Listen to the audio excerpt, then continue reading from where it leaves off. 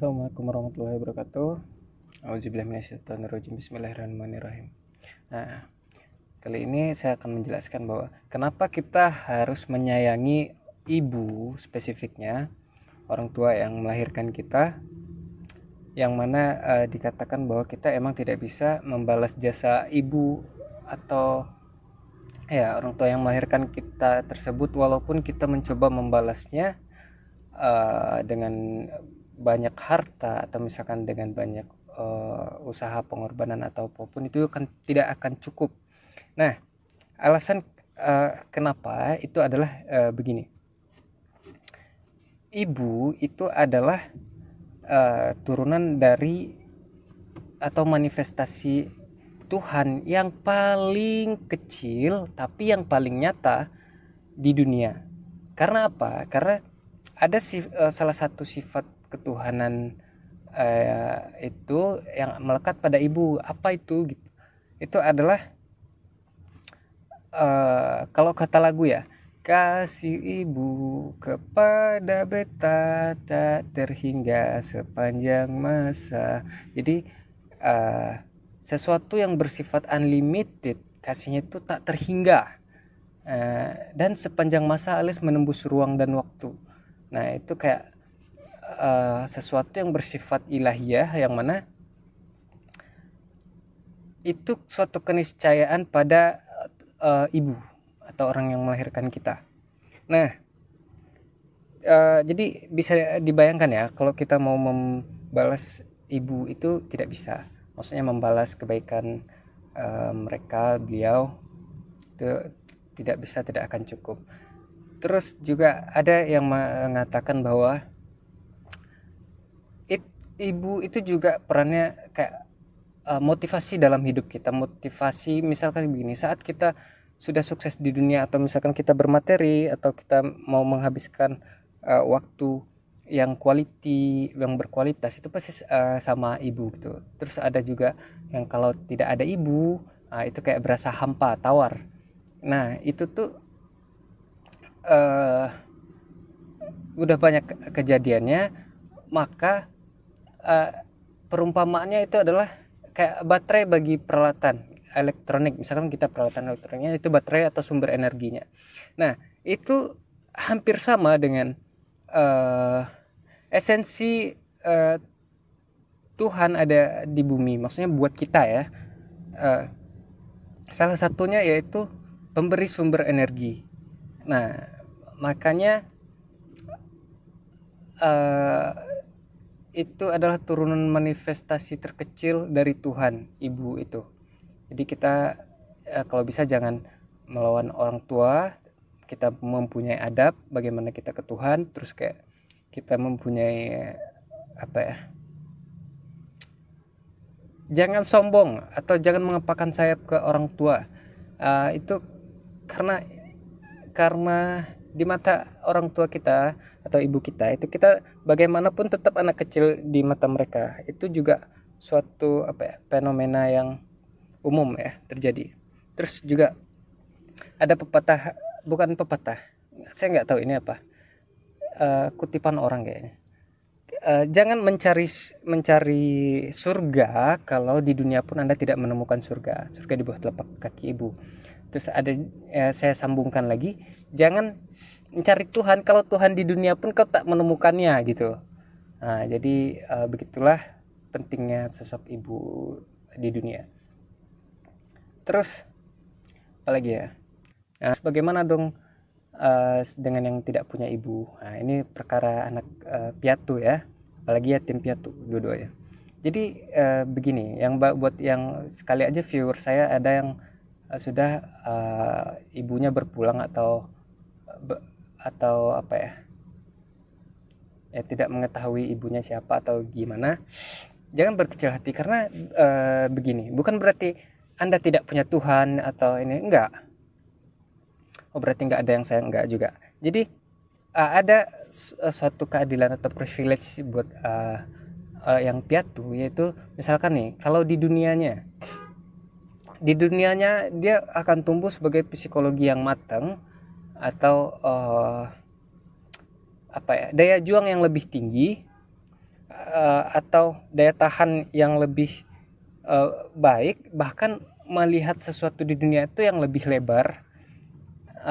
Jadi kompetensi dan integritas mereka ini punya kecenderungan untuk jauh di atas rata-rata orang. Nah, terus juga itu kelebihan di dunia. Kalau kelebihan di psikologis adalah begini, mereka cenderung jarang merasa bersalah, atau misalkan maksud saya dihantui rasa bersalah, karena mereka pun juga udah merasa kalau ada kekurangan dari yang mereka alami, yang itu bisa menjadi excuse. Tapi itu bukan excuse dalam hal otak kadal ya. Otak kadal itu kayak mencari-cari alasan, tapi itu kayak lebih ke arah hak dari keadilan itu mereka dapat di situ, sehingga saya pun berani bilang bahwa siksa kubur buat orang yang piatu atau yang yatim piatu itu diringankan. Nah, itu secara goibnya kelebihannya. Terus secara misalkan masih ini secara duniawi ya, dan ini agak berbau kegoiban juga. Jadi begini, ada ya yang di masyarakat kita menyebutkan bahwa jangan menyakiti hati anak yatim piatu. Itu termasuk piatu ya. Itu kenapa? Karena begini, restu atau orang yang menafkahi anak yatim piatu tersebut umumnya dari berbagai kalangan, bahkan orang-orang yang berilmu atau bahkan orang-orang yang boleh dibilang derajatnya tinggi. Nah, itu secara nggak langsung juga memberikan backingan buat mereka secara rohaniah atau kodam lah ya gitu bahasanya apalah. Jadi saat ada yang menyakiti itu dibalesnya itu tameng-tamengnya itu besar-besar. Nah, siapa yang menafkahi ini itu bukan cuma siapa yang menafkahi ya, bahkan kayak energi-energi alam yang semacam karma itu beneran dijaga untuk anak yang tidak punya orang tua. Itu beneran dijaga. Jadi hati-hati sama anak yatim. Bahkan ada yang bilang balasan kalau kita menyakiti anak yatim tuh banyak case-nya terjadi, perih-perih, bahkan yang kayak sampai kena penyakit, jadi meninggal, atau yang bahkan jadi dia dibikin menderita kehilangan satu keluarga. Itu terlalu serem. Jadi itu privilege di gaibnya. Terus juga kalau secara agama itu juga ada dibilang bahwa diringankan kalau nggak salah tidak melewati apa ya, ujian yang kayak setipis benang, pokoknya suatu ujian yang itu susah, almost impossible, atau enggak kalau nggak salah diringankan atau bagaimana, itu berkaitan dengan psikologi dan kesehatan mental dan apa ya, kecenderungan mereka di dunia itu jauh lebih berarti sebagai pembaharu yang baik gitu. Nah, kira-kira begitu guys ya. Terus ada juga teman saya bilang bahwa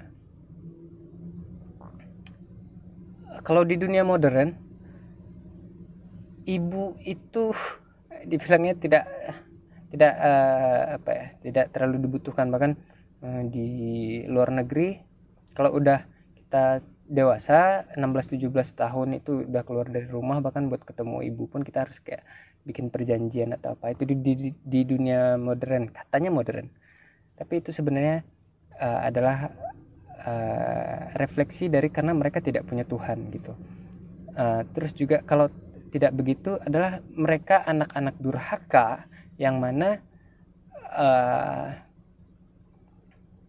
menuntut apa ya, tidak tahu terima kasih gitu, tidak tahu terima kasih. Atau ada case-nya di mana orang tua itu yang bukan cuma case ini, case durhaka ya, yang kebanyakan itu yang durhaka anak, tapi ada juga beberapa case kecil atau jarang terjadi itu yang durhaka adalah orang tua yang tidak memenuhi kewajibannya atau bahkan yang menzolimi anaknya, yang mana itu di beberapa case kalau di muslim itu ada yang pernah menanyakan entah kepada khalifah atau entah kepada nabi, yang bilang bahwa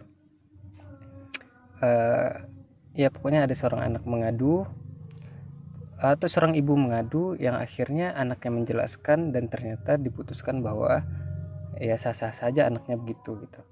Tapi bukan berarti kita boleh durhaka, enggak sama sekali. Bahkan kalau emang case itu terjadi, kita coba deal sama situasinya dan mencoba keluar dari zona itu, atau bahkan mencari solusi yang lebih bijak aja kita, atau deal sama itu, atau kita mencoba menyadarkan atau apa. Cuman ya agak complicated juga ya, karena sama orang tua itu kita harus beradab. Ya kira-kira itu case kecilnya, karena takutnya begini, kalau kita bicara tentang orang tua, jadi ada yang biasanya terkomentar, ya itu mau cuma berlaku sama keluarga cemara. Enggak juga keluarga cemara. Jadi case anak ibu ini sepanjang masa itu tetap ada, dan tetap ada rules hukum alamnya. Kira-kira kayak gitu ya. Terus juga lanjut itu tentang sebutan panggilan ibu, mama, bunda, mami, umi. Nah itu sebenarnya itu berbeda-beda itu. Kenapa? Karena di sini tuh saya bilang sinonim itu tidak ada sama sekali. Misalkan nih kita panggil ibu, terus di Jepang panggil okashira, terus di Inggris panggil mommy, itu beda semua guys. Karena gini, saat ibu menyematkan panggilan pada dirinya, dia juga bukan orang yang serba bisa, atau misalkan dia hanya menjamin beberapa aspek atau bidang gitu. Jadi kita harus terima itu, harus deal sama itu, harus bersyukur sama itu. Apapun itu, ya jangan cari-cari kekurangan dari orang tua ya. Misalkan nih, ada yang bilang kalau mau jajan kita 2 kali lipat atau jajan kita lebih banyak gitu, ya, kita panggilnya mami.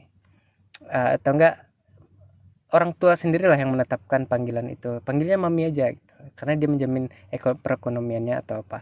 Atau enggak yang misalkan ibu, dia menjamin kasih sayangnya itu uh, apa ya, unconditional, atau misalkan salah buruk pun tetap didukung gitu. Atau enggak, ini cuma asumsi, boleh bebas menginterpretasikannya bagaimana. Mami itu gimana, ibu itu gimana, umi itu gimana. Misalkan umi itu kayak dia bakal tetap bakal lebih cenderung menanamkan nilai-nilai moral agama kepada anaknya. Atau enggak misalkan apalagi sih, mama akan lebih coba berinteraksi sama orang anaknya, atau misalkan mendewasakan anaknya lebih cepat atau apa, karena bisa kayak dianggap teman gitu. Atau enggak panggilan apa lagi ya, umi, mama, ibu, ya kira-kira kayak gitu guys ya. Jadi begini, saya bilang itu tuh semuanya tuh beda. Karena apa?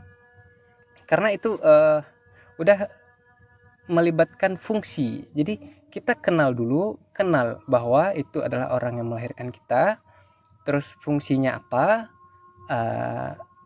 esensinya apa buat kita gitu. Oke. Terus oh ya, video ini saya sengaja bikin potret lurus karena saya mau fokus di short, walaupun tetap saya di posting di video panjang gitu. Ya udah, sekian dari saya. Sekian dulu konten kali ini. Wabillahi taufik walhidayah. Wassalamualaikum warahmatullahi wabarakatuh.